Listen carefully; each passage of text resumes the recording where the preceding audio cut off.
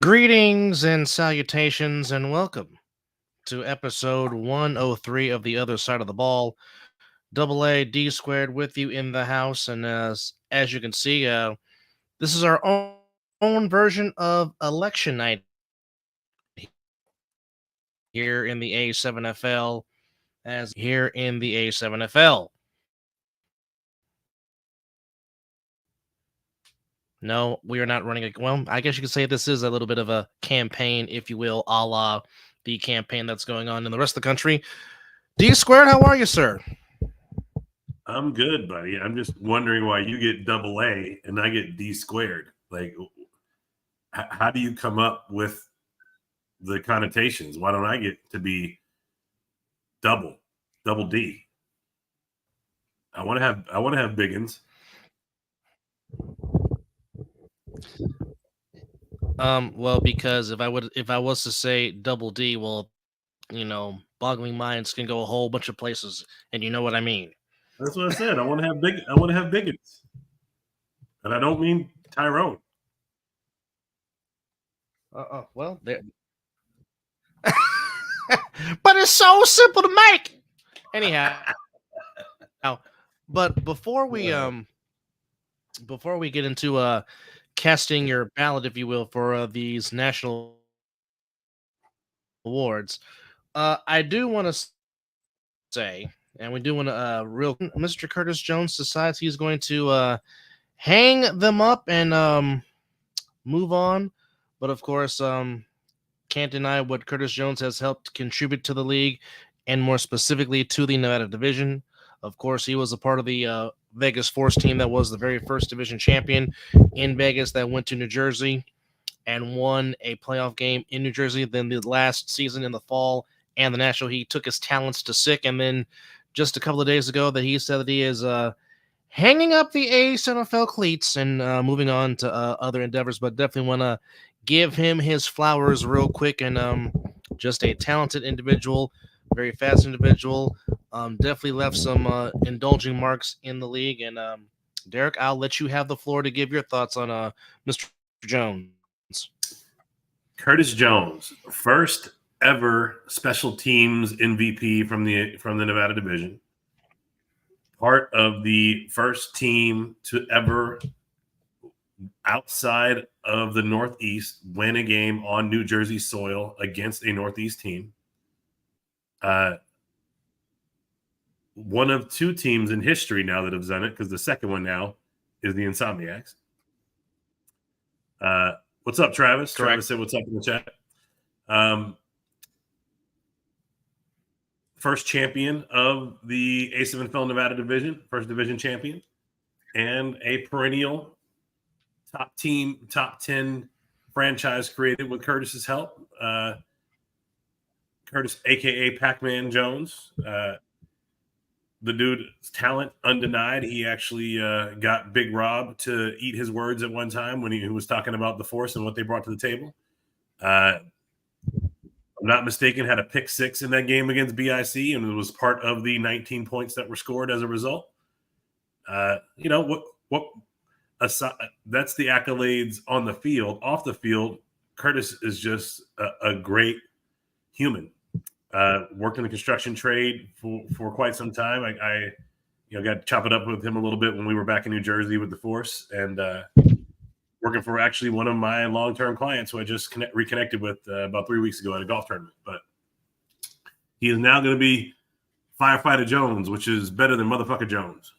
and I'm very happy for our guy, man. That's a great career, very respectable, and will be a hometown hero now instead of a hero on the field. So if you're going to take your talent somewhere, taking it where you can help people, that's always beautiful.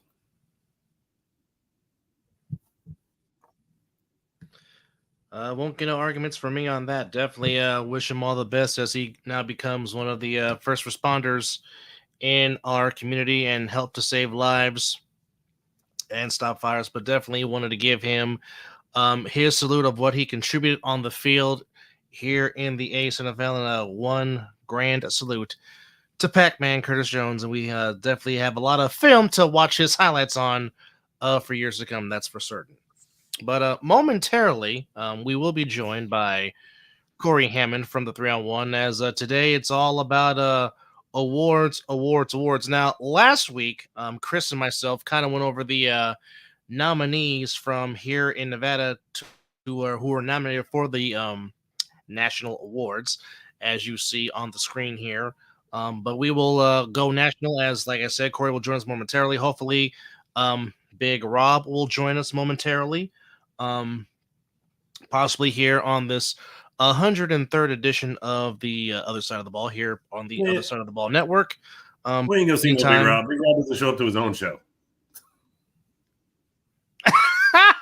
Hey, those were the words of Corey Hammond's mouth before you hopped in the studio. But in the meantime, it is Double A and Double E holding you down. In the meantime, until Mr. Hammond decides to make his return. Now, he did kind of give the site to go to where if you want to vote, because you can vote if you want to choose your awards for MVP, Defensive Player of the Year, Special Teams Player of the Year, all points in between here. As you can see right now, these are all the categories for the most valuable player during this national season, which of course we just celebrated our 10th anniversary season, of course, culminating with the Insomniacs joining the Patterson U as the only two teams to go back-to-back in the history of the league. So there you see right there. First of all of these names are very, very deserving of the honor. It's definitely a tough vote because, like I said, any of those guys are very well deserving of this award of being the most valuable player. Of course, if you want to go vote, here is the website on your screen from the Ace NFL streams and memes page. It is www.a7fl.com/A7FL-2024-awards-voting. So again, for those that are listening, again, the website is www.a7fl.com/A7FL-2024, all numbers, -awards-voting, if you want to go cast your vote for all these awards that are upcoming. Now, Derek, do you know if there's an actual date of when all the awards will be, or when the winners will be announced? Do you have any news on that? What I do know is that it's said the voting to be closed at the end of the month. When they're actually going to announce the winners, it remains to be seen. Mm-hmm. Let's scroll up here and see the rules. Only one vote will be counted per category per day. So, yeah, it closes October 1st, 2024 at midnight Eastern. So that would be 9 p.m. Vegas time for those of you who don't understand how that whole Eastern Pacific Standard Time thing works. You can vote once per day per category. So there's no ballot box stuffing aside from voting for your person each day.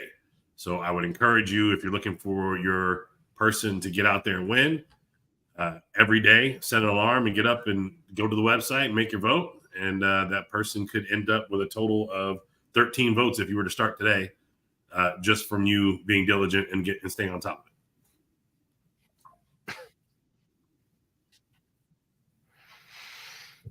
Well, again, there you have it, folks. So again, one more time. Well, I mean, we'll put this for most of it. Actually, we're gonna pin this if I can. I want to pin it, dadgummit.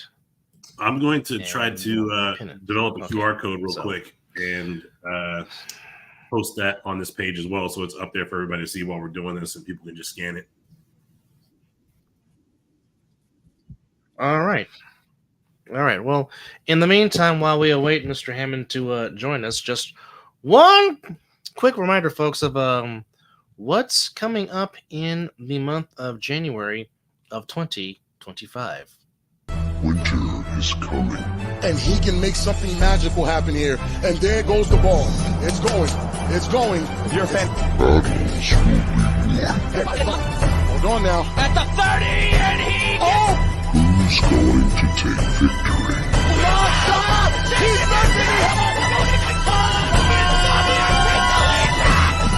and that's what championship points matter. It's time for war.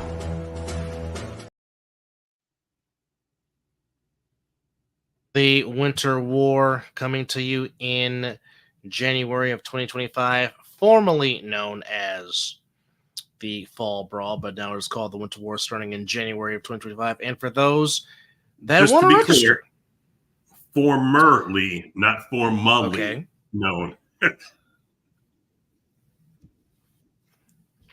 Okay. Well, no, I'm not drinking, folks. But if you want to sign up and play, you see the QR code that is on your screen right here, right now. Please scan on that. It will take you to the acefnfl.com website, and it will give you all the information that you need to register, where to pay, all that, so you can be a part of the league here in the Winter War in January.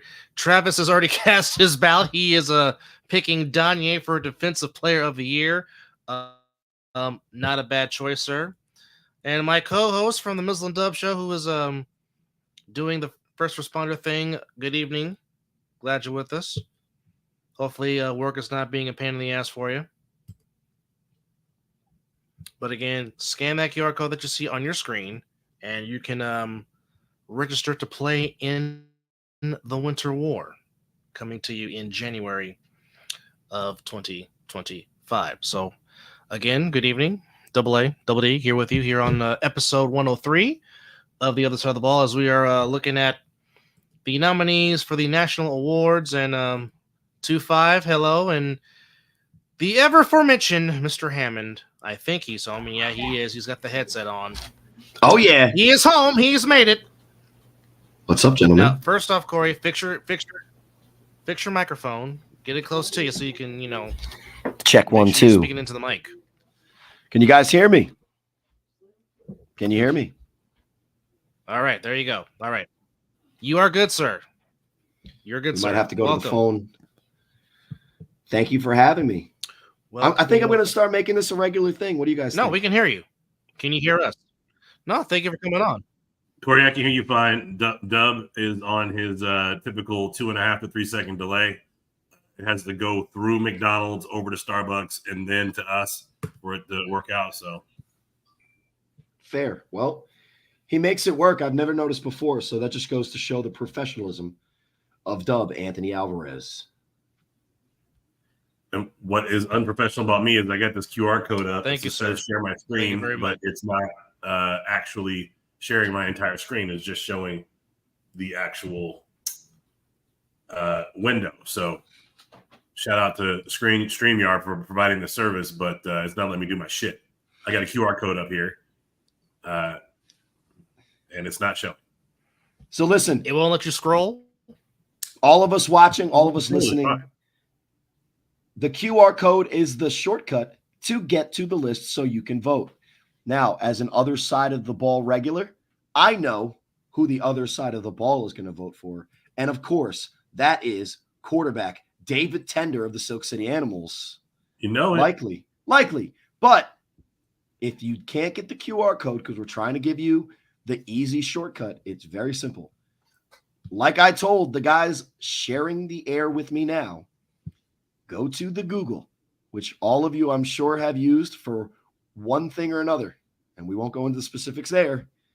Type in A7FL 2024 award vote. Enter. You will find this page. So, gentlemen, how far did you get to, and where can I throw a wrench in your plans? So far, we got to exactly what you just said. If you see in the bottom of your screen there, we actually gave the link for folks to go do the damn thing. We also gave Curtis Jones his flowers after he announced his retirement in the A7FL Nevada group. So you, Corey, may have some input on what your thoughts are on Curtis Jones and what he brought to the game for you. Yeah. Well, listen, Pac-Man, and I'm going to start with a joke and then in all seriousness. It's funny how quickly some of these guys are retiring after, like, air quotes, long careers, and somehow I'm still active. I don't know. But anyway, no, but in all seriousness, Pac-Man Jones, as soon as we saw him in person was first because we saw the Vegas Force defeat the Snow Tribe. He jumped off the screen, clearly was one of those guys. Long arms, even though he's a shorter receiver, allowed for his catch radius to be something that was a net positive to the point where XFL, other leagues were looking for him to try out. He's got the speed. He's got the athleticism. He plays in this league, so he's not just a flag guy.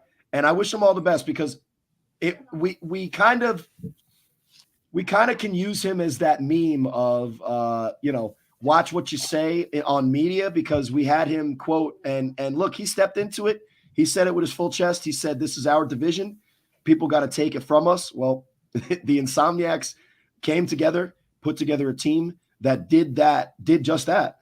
And look, he clearly, for the Force and for Siquidit, was an impact player, whether it was the fall, whether it was the spring, whether it was across country, whether it was local. And we're definitely going to miss his playmaking ability. And we're just lucky to have so many skilled guys at that returner wide receiver position, specifically out in your guys' division, that hopefully somebody can take the reins, step into that role, and continue to produce at a level that we've grown accustomed to Pac-Man Jones doing. Maybe we're going to have to see a guy from Siquidit like Betts or Lualamana. I don't know. I just wanted to say his last name. I don't even know if he's playing. No, you did a good job, man. I've tried that 3 or 4 times. I'm sure I fucked it up every one. Yeah. So, it's very hard to pronounce it. I messed it up so many times that you either win or you learn. And since I've been losing a lot, I've been learning a lot. I'm very intelligent at this point. I'm very well educated after 2 0-for seasons. So, just make it about my guy Pac-Man. He was one of our first Vegas guests that wasn't Derek Duncan on our show on the 3-on-1, and he's just a class act, a great football player, and I wish him the best in his future endeavors. It's just I'm gonna bring it back to the joke. What was it? 4 seasons and you're out already, bro? Come on. Anyway, great career, storied career. He'll be forever remembered. Very well said, Mr. Hammond. So let's talk about this MVP. Well, Let's talk about these MVPs. Well, there's a lot of deserving candidates here. Okay, so going down the list, if you're just joining us, here are the nominees for the most valuable player of the 2024. I got a better deal here. It didn't fucking work. Damn it. Okay. Oh, window. Damn it. That's what I was looking for. All right. Here we go. If you can't make it smooth on air, then make a joke of it. All right, Dub, put me up. All right.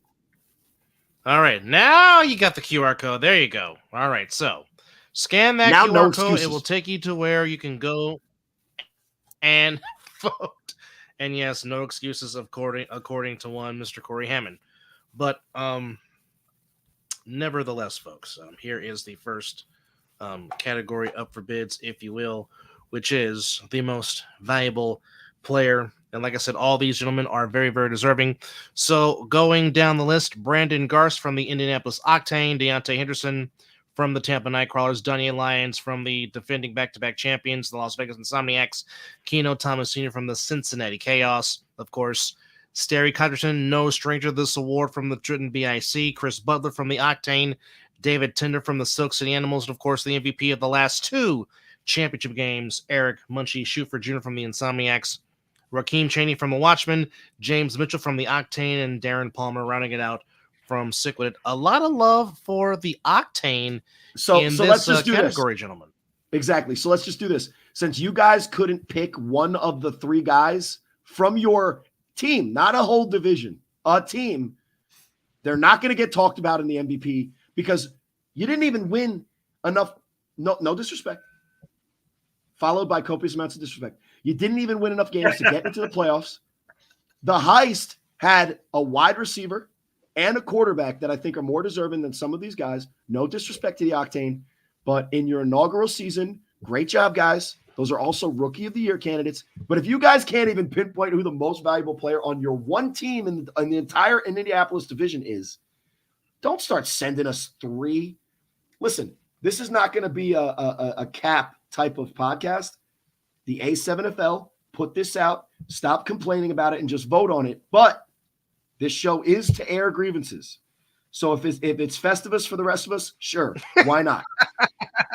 But I will just start by saying, for the three Octane, since there are not three Insomniacs, there are not three Sick With It, there are not three anything, but there's three Octane that didn't even make the playoffs and deep into the run. What are we doing, guys? But great season, and we're glad to have you. So let's start with Deontay Henderson. Woo. I'll let you guys start because I got a little to talk about. I did not get to see him play at all this season, but from what he brought to the table during the A7FL 2023 championship against the Insomniacs, a very deserving nomination just for what he has been to the league.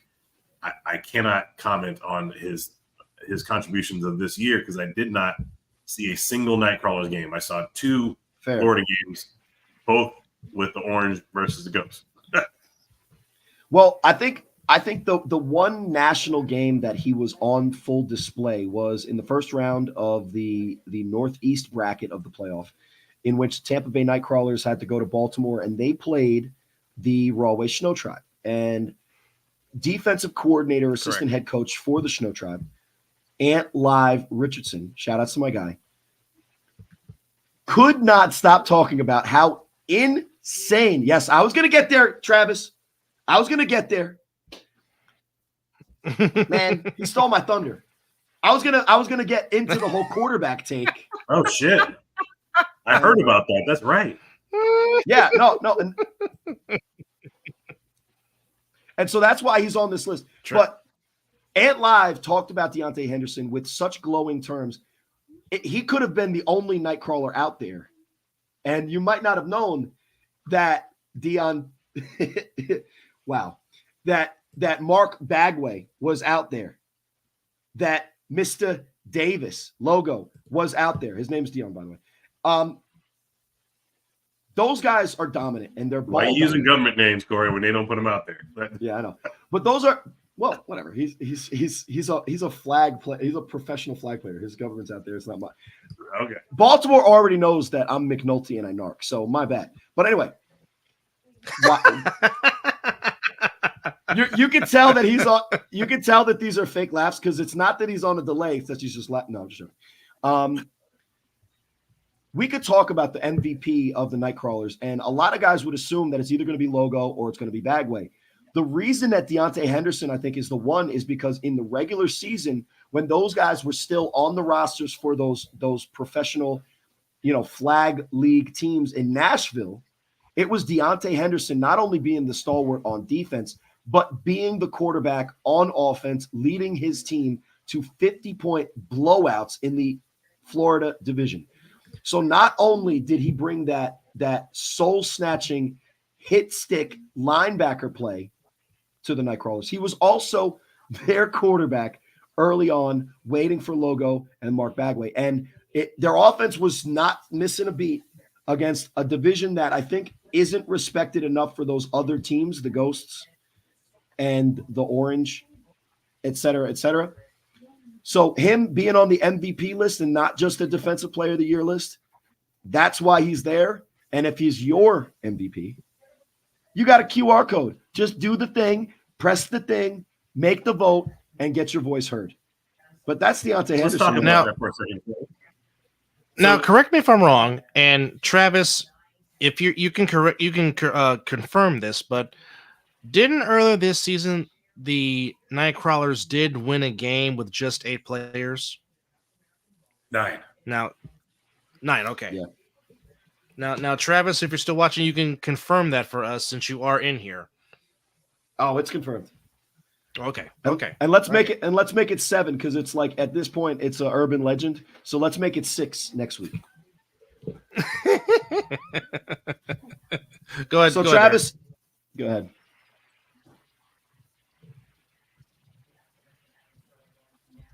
I am muted. done doing production now, and I can share this shit properly. All right, here we go. Ahead. Okay. Share screen and window and boom.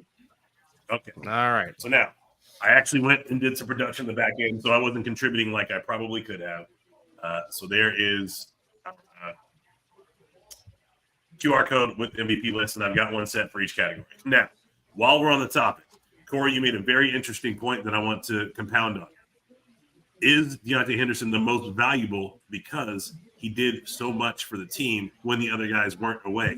We're not talking about the best player necessarily, not that he's not the best, but the most valuable to the team.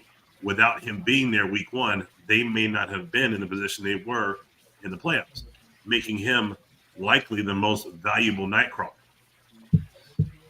Well, and there's a lot of things we could say about showing up and Nightcrawlers. We might not get into that yet. But what I think is it transitions into our next guy because defining what MVP means to whoever's voting or to us in general will maybe determine how we discuss the next guy. Because as great as Deontay Henderson was and is and will continue to be likely, and hopefully I never actually see him on the field because that could end badly.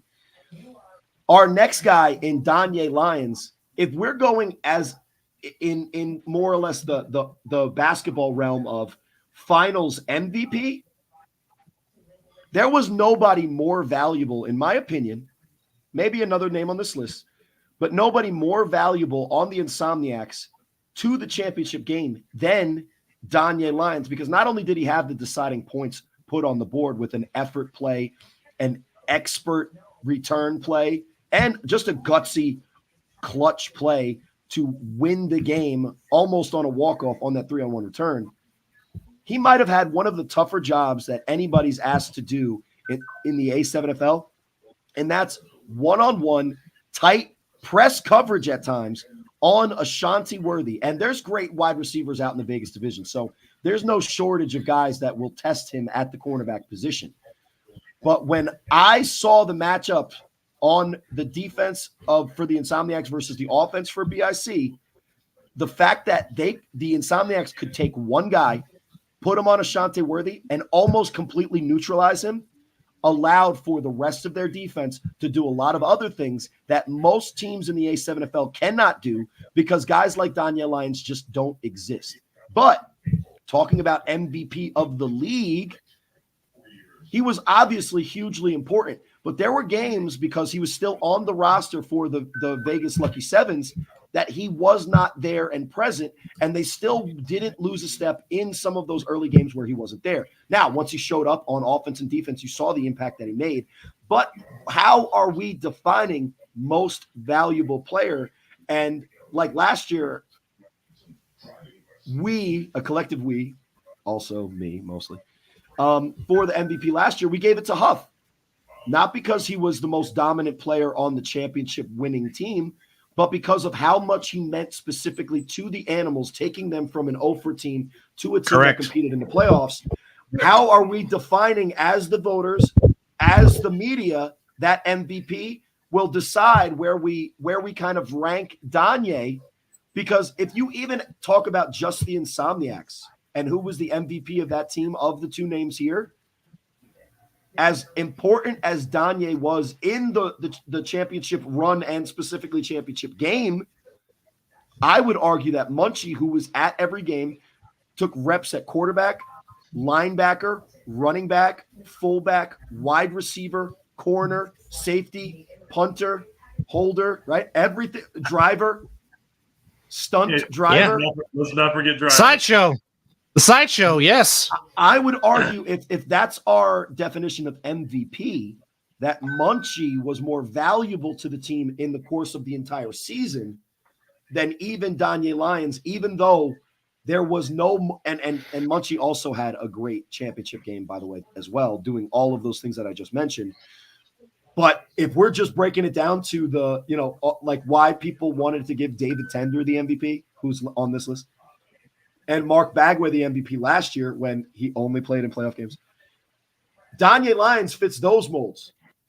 But for an MVP of the league the entire season, he was missing too often for me to award him that. But if he's your MVP, Derek's about to put the QR code back up.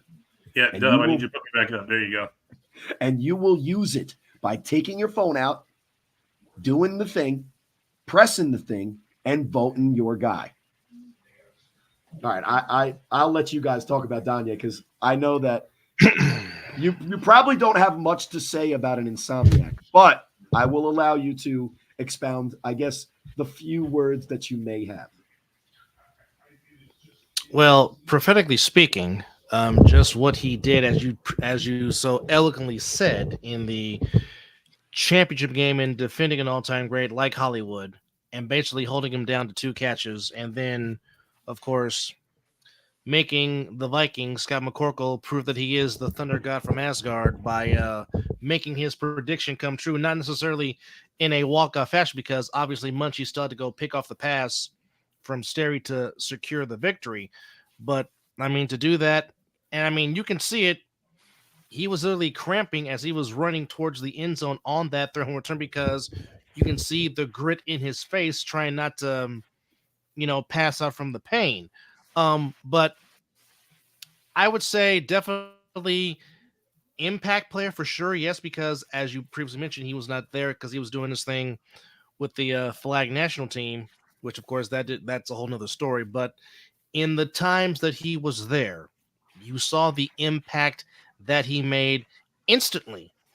I mean, he is instant offense, whether it be the 3-on-1 return, he's instant offense.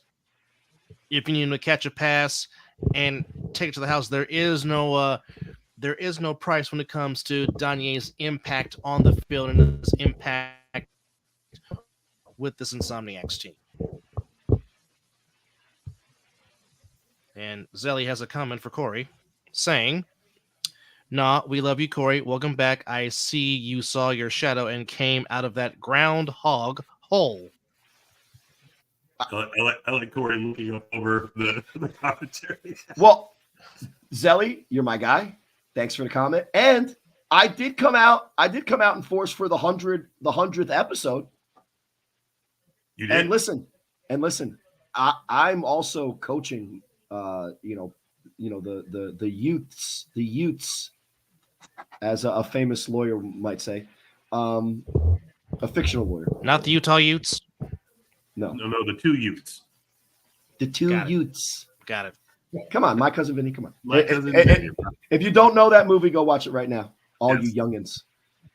God, we're old, Derek, I guess. All right, so but anyway. Now, for my commentary on Danye real quick. Yeah. So I'm sure everybody on this panel today agrees Insomniacs don't win the Natty without him being there, right? The Correct. Importance of locking down Ashanti, the importance of the return, giving them the go-ahead score before Munchie closed the door. How would the Insomniacs have fared in the game before it and the rest of the season without Danye? That's the question. And if MVP is MVP of the league, is not being necessarily the most valuable person on your team, but the Insomniacs were so complete. If they're missing one person throughout the regular season outside of the championship, do they lose any game besides the one they lose the 6? So I guess that's not even a fair statement. I mean, they clearly were able to do it without Scooter, and with Munchie stepping in at quarterback. They were clearly able to do it without Davick and without Danye in a game or two at the beginning of the season. So there's a lot to discuss there, and we're just talking about Danye, and we've got a lot more guys to cover. So I guess we laid on the table a lot of things for you guys to think about. Who you're gonna give your vote to. A lot of it's going to be just a popularity contest, but if you're gonna be a pundit and vote, with criteria. That's the things we're laying out for you guys. So bear in mind, this fan vote is going to be weighted, but it won't be the final decision. The final decision will be made from people who are going to take that criteria and go, okay, of these folks who got all these votes, of the top whatever, who is the most deserving based on what they contributed to the league for the entire season. Yeah, and I think that segues great into our next guy, popularity contest. You could see that the Ohio division, and yes, I'm throwing shade, my guys. You saw me on Facebook. The Ohio division is already posted on Facebook, and they're asking their completely non-A7FL fans to vote for those guys because they're your friends. And that's awesome. And honestly, the more fan engagement we get, the more likely your guy is going to be heavily looked at and what they can do. And so talking about the next guy, Keno Thomas Sr., and thanks for the comments. And I coach a Pop Warner team. So it's the Woodbridge Golden Saints. You don't know them. And anyway, moving on. Keno Thomas Sr. is probably one of the best utility players in the league. Now, we're going to talk about Munchie later about how he can play a bunch of different positions. But Keno is the starting quarterback, probably the second or best option at wide receiver for the Chaos. And he also is the guy that controls the running game at the quarterback position or on jet motions and jet, literal jet plays for the Cincinnati Chaos. Now, interesting development this offseason. Chaos are not coming back as currently constituted, so that Ohio division is getting shook up a lot. One stalwart, one consistent guy in that division is going to be Keno, whether he's playing for the Crush, whether he's playing – there I am – whether he's playing for the Heist.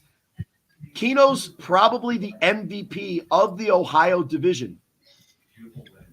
Hey, Doug. Fair assessment.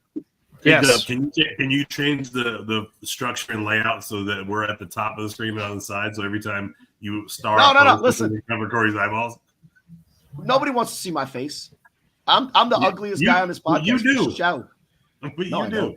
It's just funny. I'm making it interactive now. I'm interactive. I'm just peeking over. There we go. So, well, now you can't see the list. We'll figure it out. So I'm going to keep talking. You guys do it on the fly. Keno Thomas, to me, is likely the MVP of the Ohio division. He's likely one of the most impact players in the division, whether you give him an award or not. However, as I discussed with him and his Facebook friends, on that app, the blue app, I don't think because he had 1,600 combined yards, passing, running, receiving, about 20 touchdowns total. And a lot of times he's only playing half the game because his Chaos were blowing teams out. I still don't think, based on the season and postseason, and look, we all wish that we could have saw more out of the Chaos in the postseason. It is what it is. I don't think that, to me, even though Keno is the Ohio MVP, I don't think his level raises him to the league MVP. But if he's your guy, QR code, do the thing, vote him in, and we'll definitely, whether it's me or the A7FL memes and things that just commented, he'll get a better look if he's the most popular fan vote. So, is he the best in the league? Hey, so I don't know. Corey, what do you guys think? Going back to most valuable, right? If you generate, 20% of the overall votes and you bring awareness to A7FL and get people voting for the A7FL who have never watched an A7FL game before, does that not make you the most valuable to the league? That may be the most valuable promoter, not the most valuable player, but at the same time, high value. So what's the criteria? It's not laid out. Whatever MVP means to you. Well, and for specifically, got some technical difficulties. I'll power through. Specifically, the Ohio division. Last year, Drizzy Pope got the fan vote for defensive MVP, and then posted it to Facebook that he won. Now, great job, and he did very well during the season. Here's the thing. How many of your fans from Facebook or Instagram watched a game outside of the division?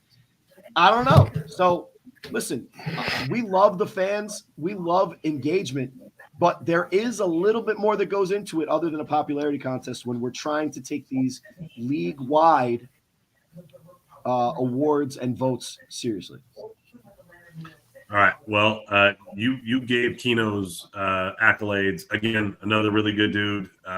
When you meet him in person, obviously got mixed up in the challenge that was the end of the playoffs for the Watchmen and the Chaos, but deserving of the nomination for sure.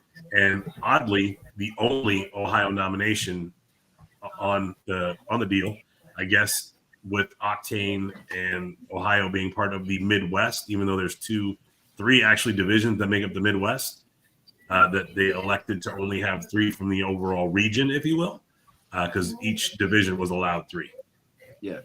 And I will say this, Keno is a great player.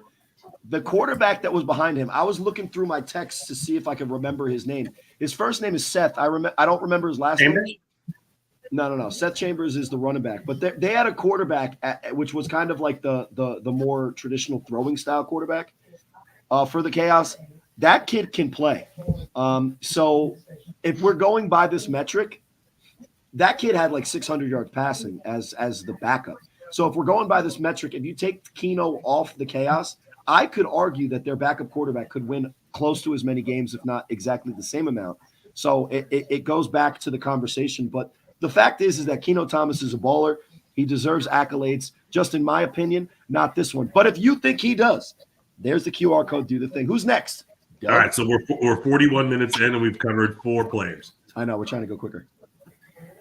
Well, we don't got to do the second the guy after this guy, but let's quickly talk about a guy in Sterry Codrington that put up such insane regular season numbers. It like you have to double take.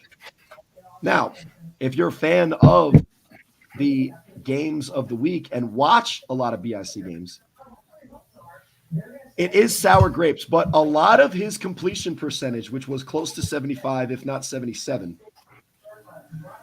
are quick screens to guys that are just better, to quote a A7FL multi-time champ.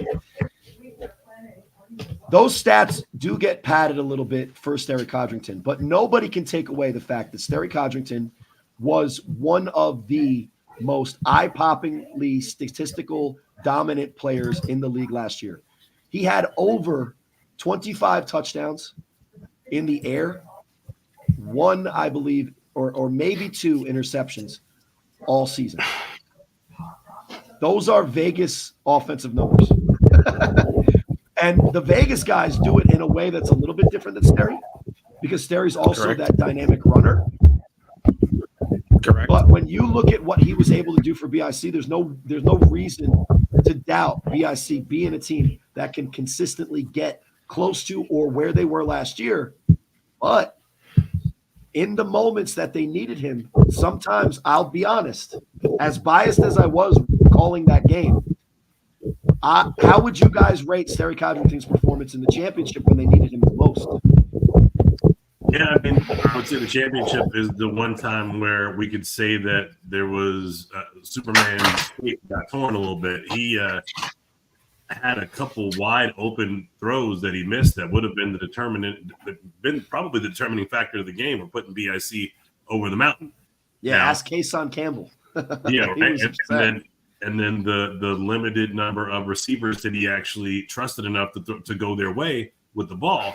When there were so many guys on BIC and available, there's a lot to be taken into that. But some guys, when they get to that final game, they're actually being tested. They're like, look, there's only so many guys I trust. I'm going to them, whether win, lose, or draw. And unfortunately for them, it turned into almost draw but lose. That's where they're going to go every time. Well, and for me, it goes back to the definition of MVP. Sterry Codrington all season was clearly, if not one of the most dominant statistical guys regular season and early playoffs. But if you're going with the Danye Lyons argument, Sterry Codrington should have and could have played a lot better in the championship game. And if he did, this conversation might be a little bit different. And I might not have been as much of a pariah for the blatant bias that I showed all game. So moving on, because we're not going to talk about Chris Butler, because even the Octane themselves can't decide their own guy. But if he's your guy, use the QR code. But this next guy is really interesting. Let's talk about David Tender from the Silk City Animals. Oh, Yes. he was fun to watch during the playoffs. Oh my goodness. Oh my I would goodness. go as far to say as a sleeper MVP pick. Definitely someone who's being considered by multiple people for Rookie of the Year. But as far as what he meant to his team, it's hard to make a better case for someone because he wasn't there for a game against BIC where they lost by 4 or 5 touchdowns. And when he was there, No, they got mercied. They got Boston Omega'd. They got Corey Hammond renegaded. We didn't get mercied that often. We just lost every game. But they got out of there. They got golded to keep it more Vegas, right? They got golded. And when the Animals had him in at quarterback, they were a top 3 scoring offense. right? They were a top 2 passing offense if you take probably Sickwit out of it. And he was as dynamic I've seen an ace NFL quarterback maybe in a long time. He was tough, but without the injuries. But I'll ask you this. There's no reason to hide it anymore. My guy did not show up to the BIC game. I'll call him out. Fuck it. He did not show up to the BIC game. He wasn't hurt. We were just selling bail to the national audience. He wasn't hurt. There wasn't anything wrong with him. He was at a flag tournament. So Okay. is he? And Kwani is a beast, by the way. Kwani is a beast. Ghost is a beast. So as much as the BIC game where he wasn't there helps his case potentially, are you really the most valuable player if you're not actually showing up to your games, which could have changed seeding? They would have avoided the Watchmen. They wouldn't have lost the first playoff game, and they wouldn't maybe have lost the second playoff game because they would have been a different part of the bracket. They lost 2 playoff games, by the way.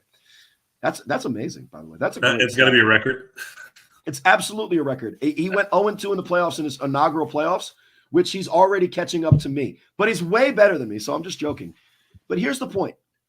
We all saw what he was able to do on the field. But what is your definition of MVP? Because I'll say this. Who did he replace once he became the full starter? Not who replaced midseason, but who did he replace from last season? Well, Montreal, the MVP. And he replaced the MVP. Whose roster was better constructed? This year's Silk City Animals or the previous year's Silk City Animals? You know, that's hard to say because there's some new guys that came to the team that replaced some of the big guys who left. Yes. And with David Tender, they balled out. Without him, they were good. But, you know, when you got a guy that's finding open people and understanding holes in defenses and understanding where to block to roll out to make those plays, it changes everything. You all look good when you have a quarterback that knows how to call line blocking. I mean, that changes everything. Well, the thing is what one of the skills that he was able to do is a lot of guys scrambled in this league. They scramble for yards. Tender scrambles to make the best play possible. So he makes the quick decision, attacks the edge, scores a touchdown running, or he scrambles long enough that his guy is open and he throws an accurate pass off balance, under pressure, with the guy in his face bearing down on him, and he's giving his guy a chance to make the play.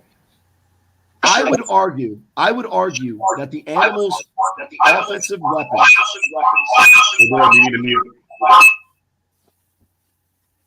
Yikes.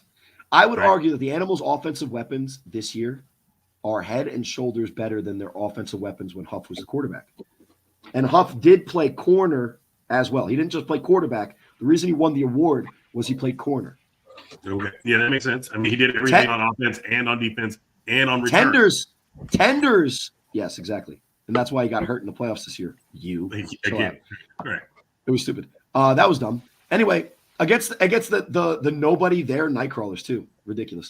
Anyway, Tender had way better stats than Huff at quarterback in less starts than Huff at quarterback for the Animals. But the Animals won more games and made it further in the playoffs with Huff as a quarterback. And I would argue the Animals were a much better roster with guys that you will see for Defensive Player of the Year, Defensive Rookie of the Year, Offensive Rookie of the Year, Manny Diaz, Kwani Morgan.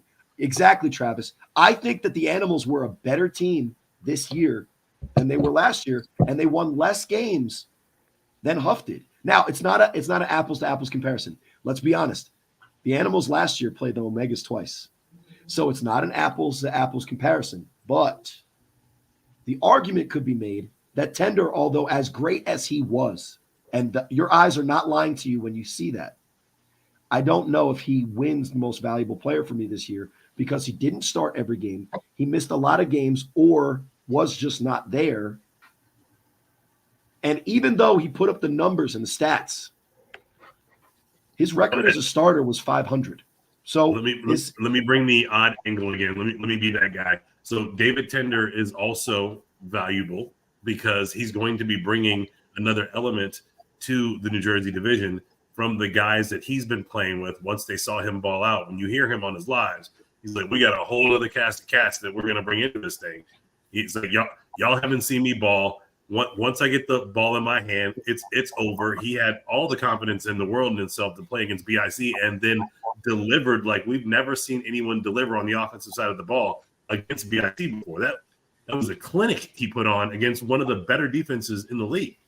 Yeah, and you saw what BIC's defense did to Scott Hamilton, a quarterback that we know is great and respect the hell out of. Right. That Scott, defensive line was a. I love you, and I know you were injured. Scott sucked against BIC passing the ball. Now, was he one of the most valuable players? Even though he was hurt, he was still making blocks at the quarterback position. 100%. He became the fourth blocker. Passer. He was not an effective passer. He was not that effective a runner. And compared to what David Tender did against BIC, not even close to a comparison. So that's David Tender. If you think he's your guy, QR code it up, do the thing, press the thing, enjoy yourself. Next. Well, I think a guy who actually likes me personally a lot, and he's voiced as much as consistently as possible. Oh, look at that. Dub ready with the graphic. There you go. Yeah, definitely the coldest picture I've ever seen in all of sports. Munchie with the stare down after he shook our guy out of his boots to score the touchdown. Yeah, that's not just some random gold corner that's out there, Mason Catalazani or whatever his name is. It's Chick who had 3 picks. That is a Chick Morris, right? A Max Preps top 50 player in his graduating class, and a candidate for the top player, a Gatorade top player for New Jersey, his graduating class. And was an all-decade performer specifically at corner. Also had an interception in this game because he's such a talented player that he came off of his guy in coverage and made an interception in the same spot on the field earlier in the game. Which was a pass interference, but I digress. Oh, of course, because it went against a Vegas team. Of course it was illegal. No, he put Munchie in the back and threw him off the route before he could turn around and come back to the ball. Sure. He wasn't covering the guy. He came off coverage. How could he be there so close? I don't know. No. It was past. Right. It was clearly the guy who was guarding Munchie actually pushed him in the back. It was right. Right. Yeah. I'm not. It wasn't on Chick. It wasn't on Chick. You're absolutely right. But Munchie would have been there to high point the ball with him. At least we could have seen. Yeah, but Munchie just got it back in blood because who cares? The call on the field was not pass interference. The call on the field was interception. And then Munchie runs a dig, a post, whatever we want to call it. It was just a good route. Got so much separation off the break. My guy was on the floor as an all-decade performer. And that's Amir Chick Morris is that guy. He's better than anybody that you put out there at that position. That's how good Munchie is. But again, we talked about Munchie. What position other than offensive line did he not play for? He played offensive line too. He played tight end and blocked. He landed with tight end and blocked. That's what I'm saying. Division, so right? Schwenk is just a glorified offensive lineman anyway. Shout out to my guy Schwenk.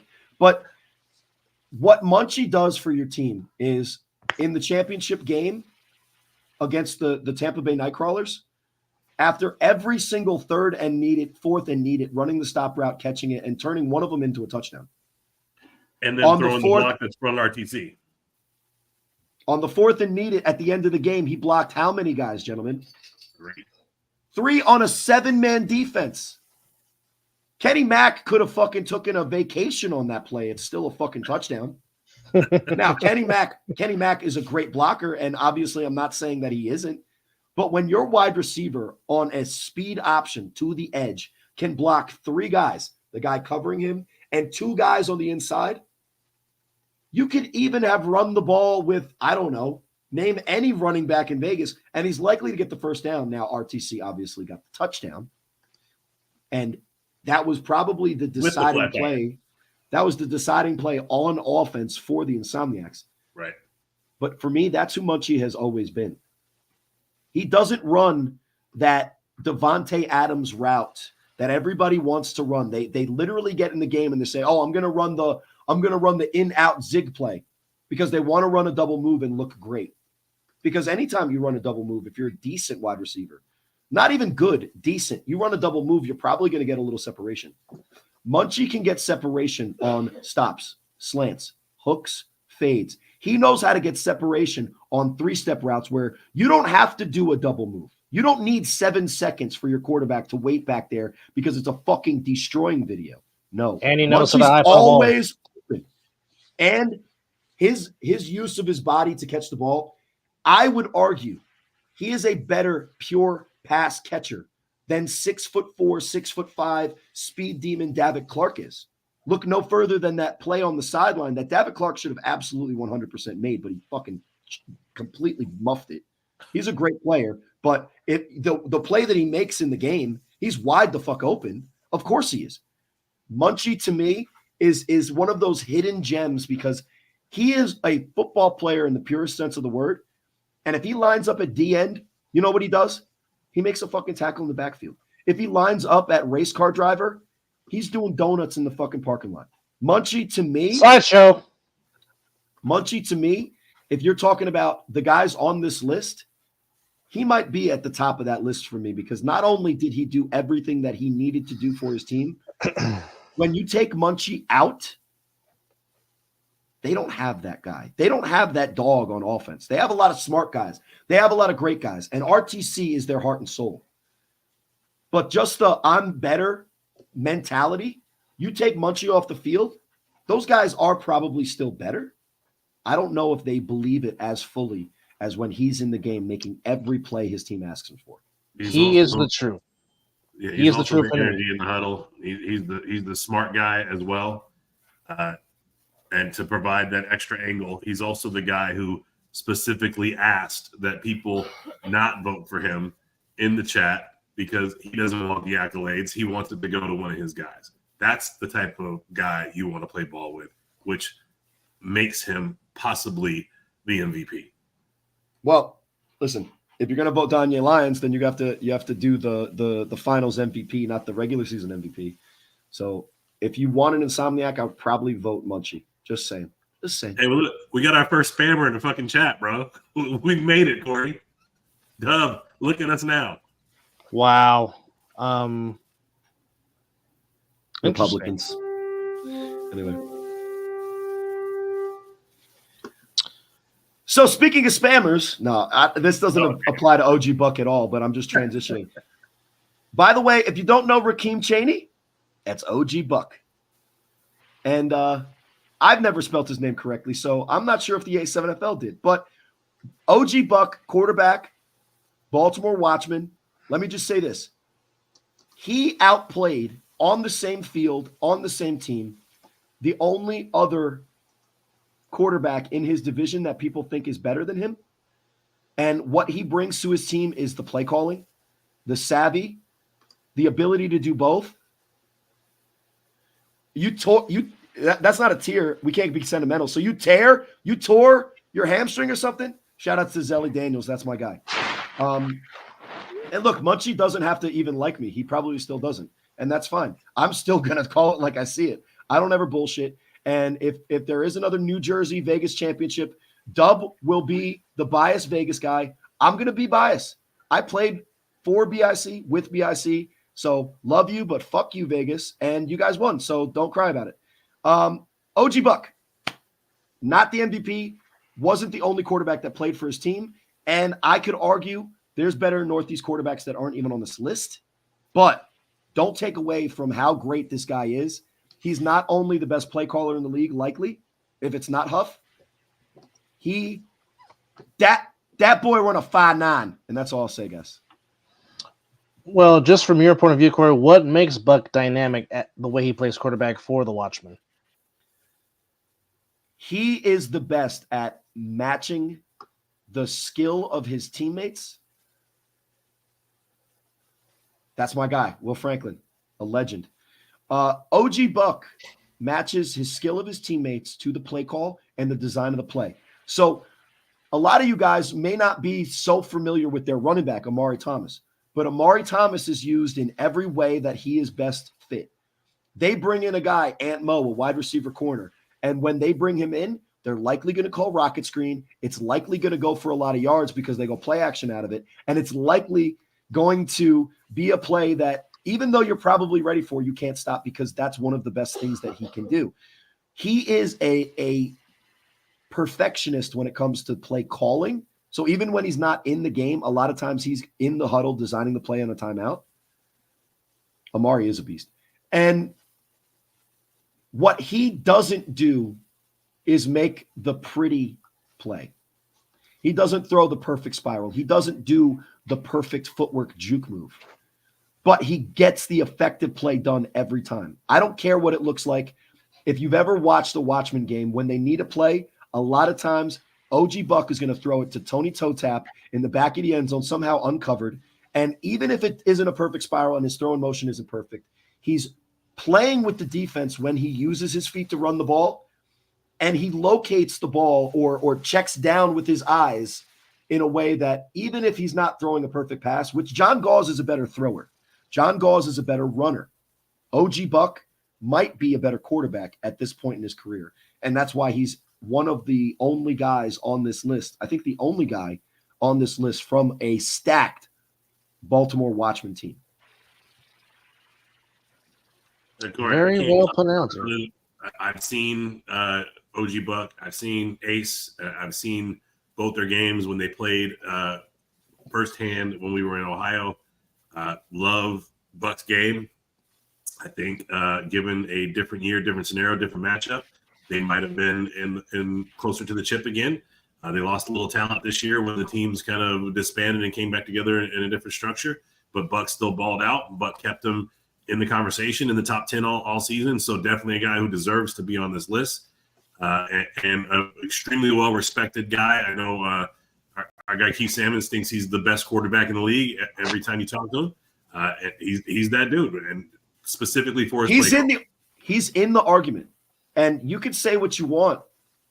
When you put John Gauze and OG Buck next to each other, like in a practice situation or a combine situation, you might think, I would prefer Gauze. When you put them head to head on the same field against the same opponent, at least this year, OG Buck had much better stats and much better effectiveness in general than even a Ace NFL champion in his own right, Ace Boogie did.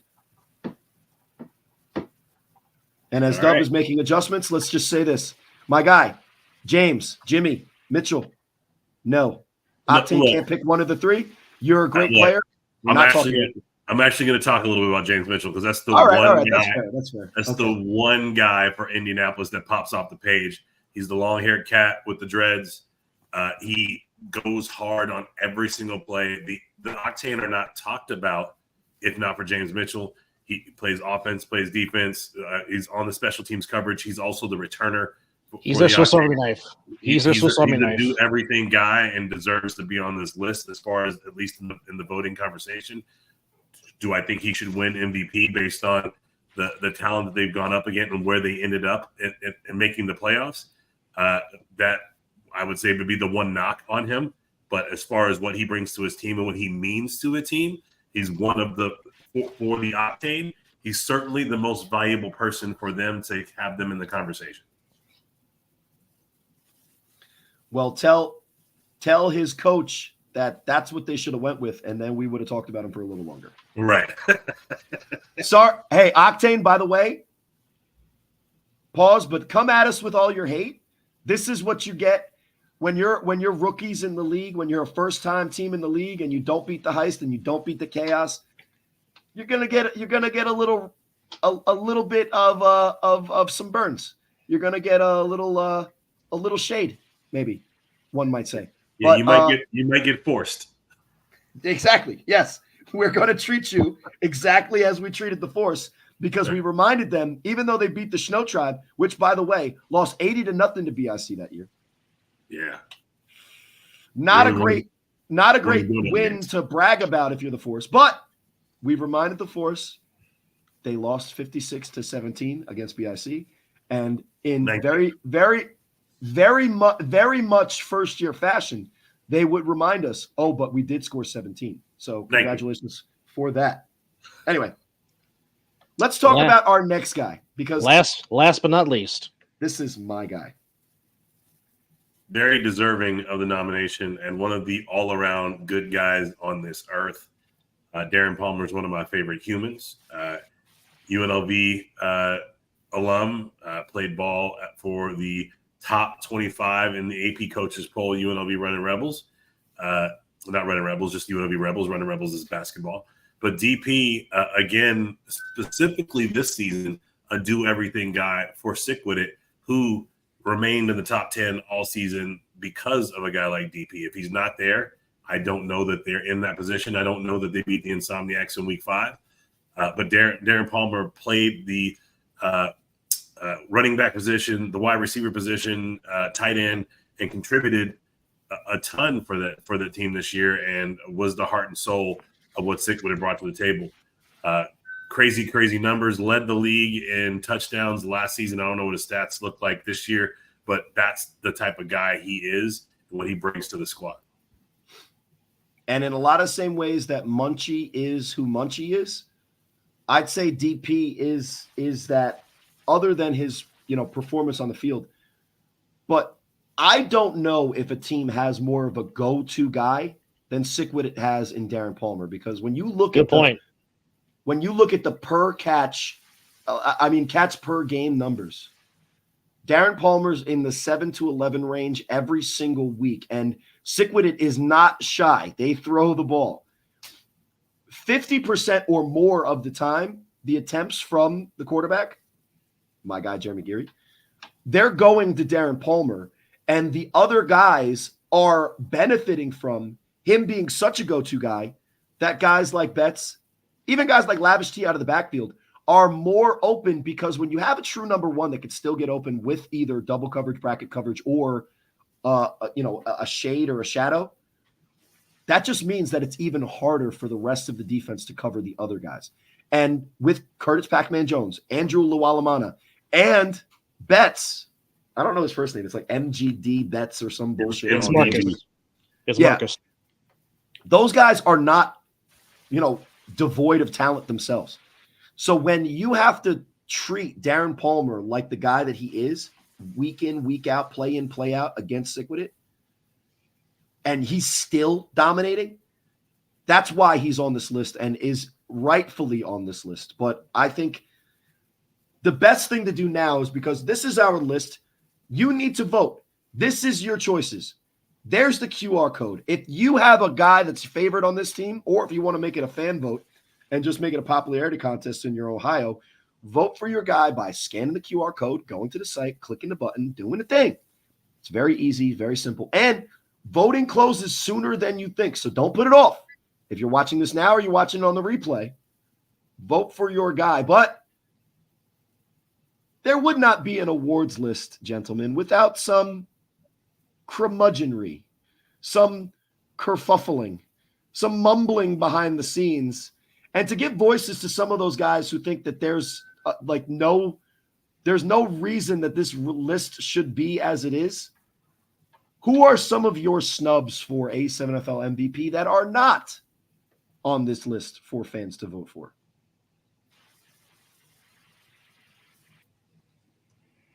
Ghost potentially deserves a look. So Kwani Morgan for the Animals. Yep.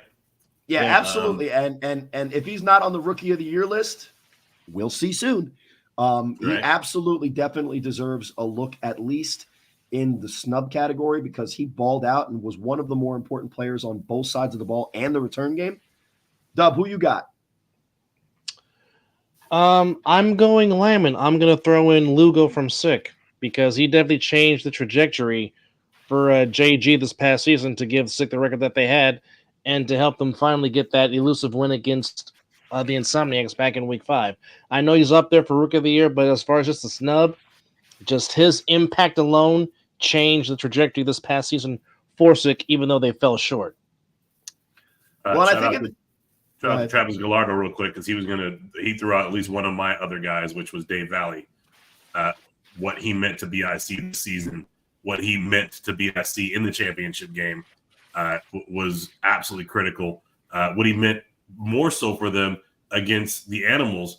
Had he not come in midway through that game, I don't know that it wasn't a Animals game that represents the East against the Insomniacs this year. Dave, that guy was a lot to the BIC this year. Yeah, and I think that Travis Gallardo has been on point all day, but for the I'll say the 3-on-1, right? Air quotes. Rob and Matt, they were a little upset. I'm not speaking out of turn. They were a little upset that Dave Valley wasn't featured on some of these lists because we saw him play in and play out, and he played both sides of the ball at times. If you're going to talk about offensive linemen in this league, and you should, because this is a thick boy season league, Dave Valley's up there. I think Kenny Mack is up there as a guy that's really important to his team. And if you're talking about most valuable players, those guys should be listed. I think that it's great that one of our fans mentioned Dave Valley, and I didn't have to bring him up. But I will say this. For a division – go ahead. Before I go with mine, go ahead. We'll say you mentioned Kenny Mack. That was going to be my follow-up that wasn't mentioned on Travis's. And quite frankly, linemen don't get the love they deserve when it comes to MVP voting. I'll say it likely again. They're not going to. It is what it is. It is what it is. They're not going to. I'll say it again. If we're having a draft league and I get the number one pick, my number one pick is Kenny Mack. That's how much he means to the Insomniacs and to this league. Well, it's what I tell my Pop Warner kids. I have this chant. It's like I say something, they respond back, and it's what's the most important part of the offense. In unison, they all say offensive line, and then I tell them so that some of the kids feel a little bit better about it because kids, they want to be the guy with the ball. I ask them, okay, who's your favorite running back around here? Even though he's on the Eagles, everybody says Saquon. Fine, cool. How much does he get paid per year? Oh, he struggled to make money. How much did Jason Kelsey make at center? Offensive linemen are more valuable. That's why the NFL pays them more. So if they don't get the love in the awards, they do get the love in their bank account. So that not all is lost. But, yeah, exactly. Ask Christian McCaffrey how well he did on the Carolina Panthers with not very many good offensive linemen. We're not going to talk about that stupid other league. Shout outs to Pat McAfee. And AJ Hawk, by the way, my guy. Yes. But for my snubs, I'm going to do a couple of mentions, and then I'm going to tell you who my MVP is, because I think the MVP is more or less a regular season award that rewards dominance consistently and doesn't pigeonhole guys into those tougher matchups in the playoffs in which it's not as straightforward to break down just the one performance as it is to look at the body of work in the regular season, aka what the NBA does or the NFL does. It's a regular season award, not a full season, postseason award. So let me just say this. For a division that has 3 octane that could not beat the Heist or the Chaos, no disrespect, copious amounts of disrespect, actually. What about the love for my guys from the Heist? Now, if you missed them when they played the U, that was a lot closer a game than all the experts predicted, correct? Agreed. Because we all know that the U is respected and they can ball. Now, did they have all of their guys? I don't know. But a game's a game. And I'm going to say this. Their quarterback, Maurice Lovett, good player. Very good player. And when he was playing well, the Heist were winning. Now, did he face pressure for maybe the first time in his A7 NFL career and take a step back? And was he 150 yards less than I passed for against the U in the last 2 seasons per game? Absolutely. I averaged 280 yards against the U in the past 2 seasons, but I digress. But I'm going to say this name because not only just in what we saw, because Mo Lovett was a late addition at quarterback because it was Hunter. I think it was Hunter Miller that started the season at quarterback, and then they went with Mo Lovett. You guys might have heard of this name because it's actually a cool name and it's a football name. Amatrus Hall is a baller. Yes, he is. Now, to be clear, when I talked with him on the sideline, as the announcer of the game, I went to the sideline. I'm doing my thing to try to be professional so I can talk about these guys and have something to say. He was a dickhead to me, and rightfully so. Rightfully so. I was messing with their pregame. I was throwing passes in their pregame. And by the way, actual spirals to those guys. Shout outs to those guys. I'm just being a dick. But Amatrus Hall is a baller. Absolute playmaker. And if you watch some of those Octane games, Heist Octane, it's Amatrus Hall is the one that's the breakout Tyreek Hill-esque wide receiver that isn't punching pregnant people. He's making plays. And what I loved about what he could do is he's that same mold of all those MVP guys. What, did I break you there? He's that same mold of MVP guys where he's not only just a receiver, but he was also on the defensive side of the ball making plays and a returner. So Amatrus Hall deserves his flowers and his mentions, maybe even more so than Octane guys that did not beat the Heist, did not make the playoffs, were not as good of a team as the Heist was. No, but guys, my MVP, go ahead. No, I'm just saying the catch that he made against the U was one of the best catches I have seen in my year and a half of covering this league. That was a fantastic play. And he does that. He did that regularly in Ohio games as well. Yes, he did. Yes, he did. Amatrus Hall, flowers, mention, moving on.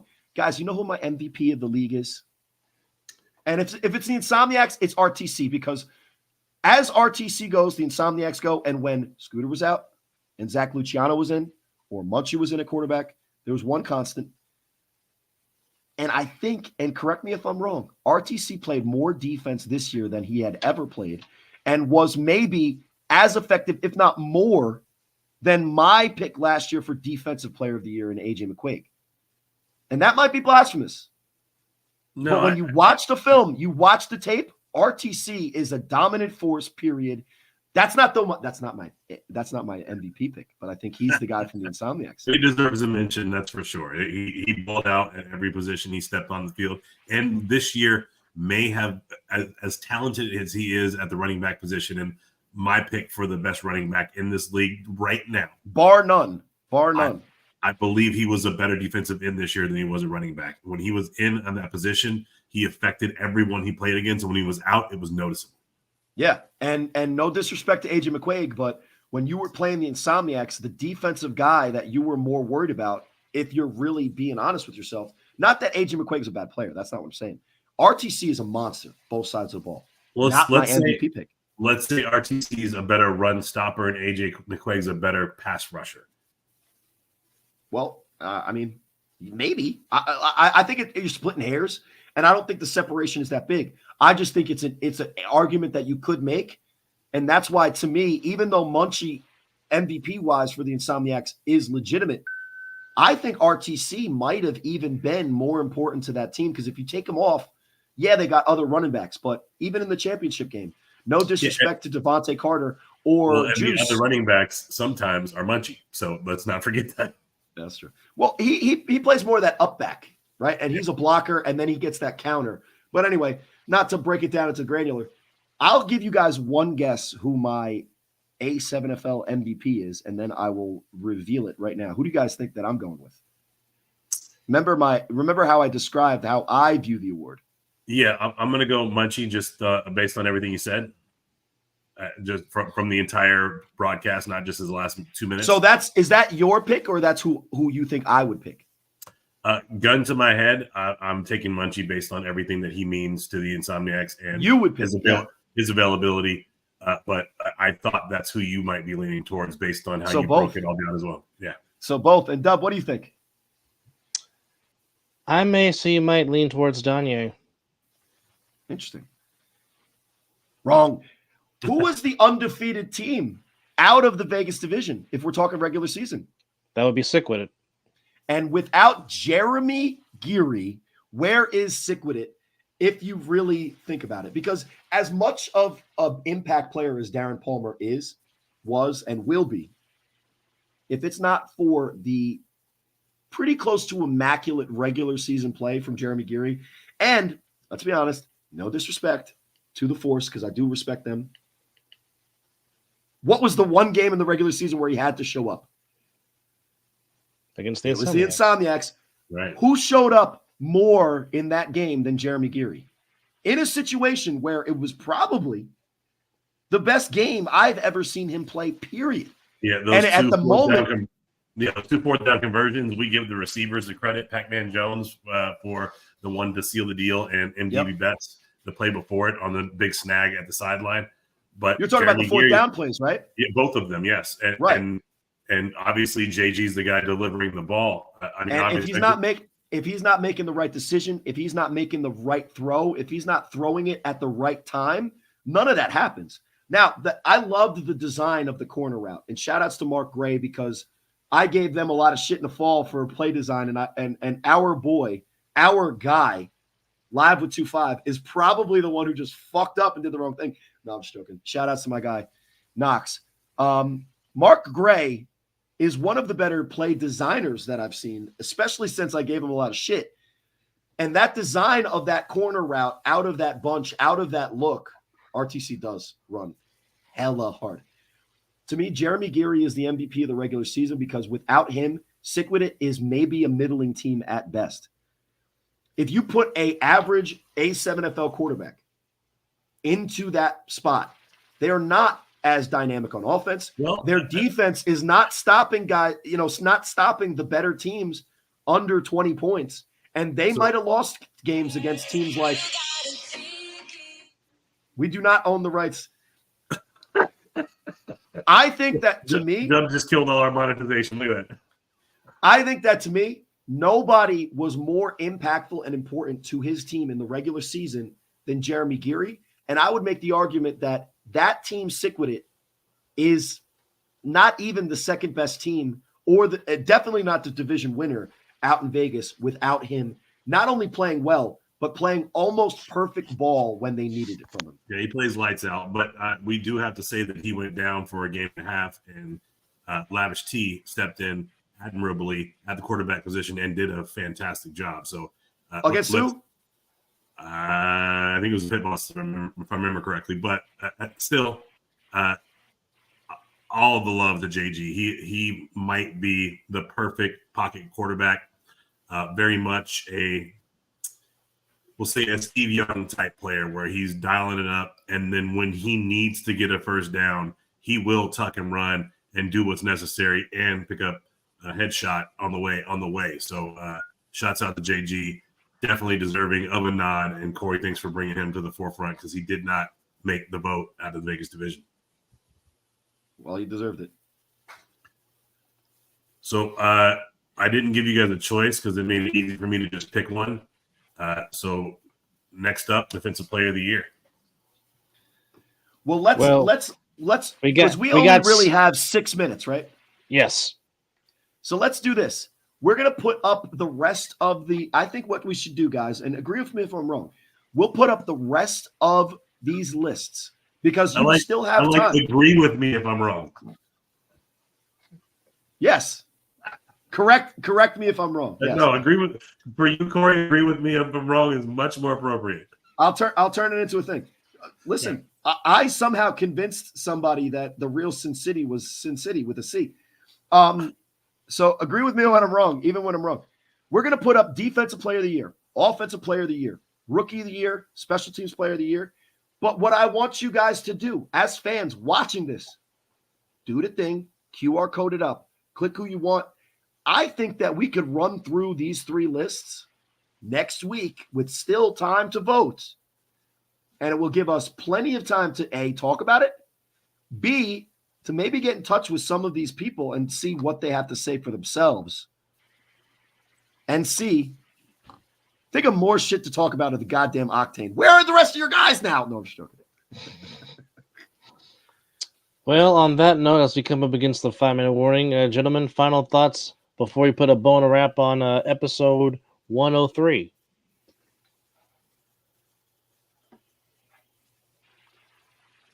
Well, let me just say that I'm super excited to have Corey Hammond in the building and going to be a regular on the show moving forward. Can't get rid of me, Vegas.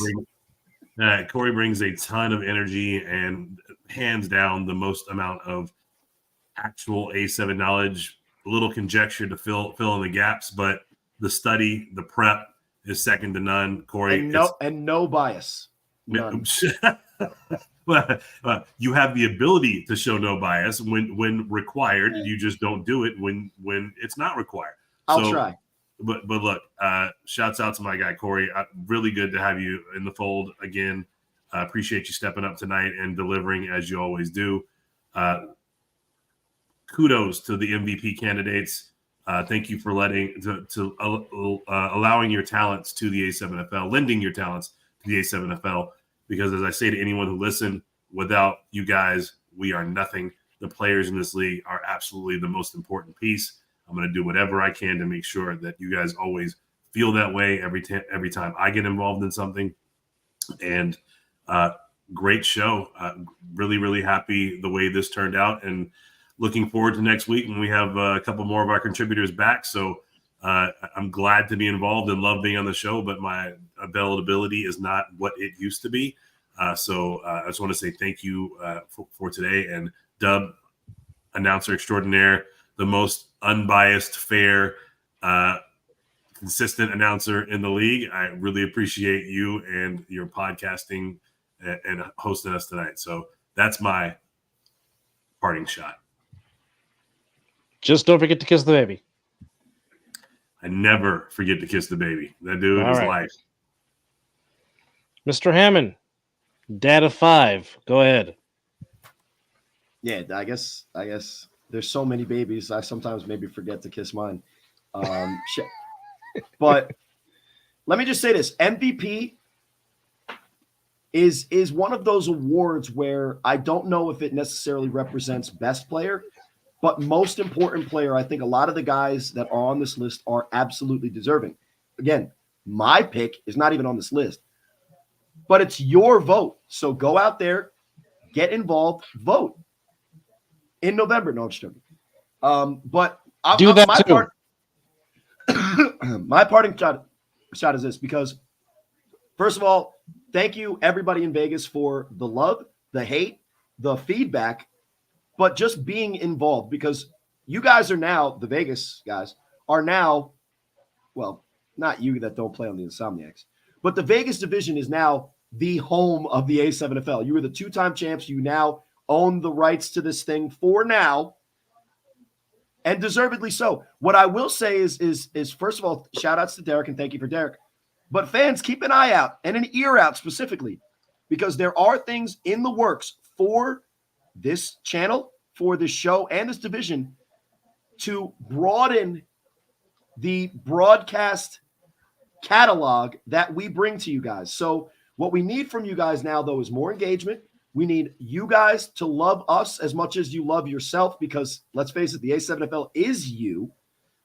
So press the goddamn like button. Fucking subscribe, excuse my language.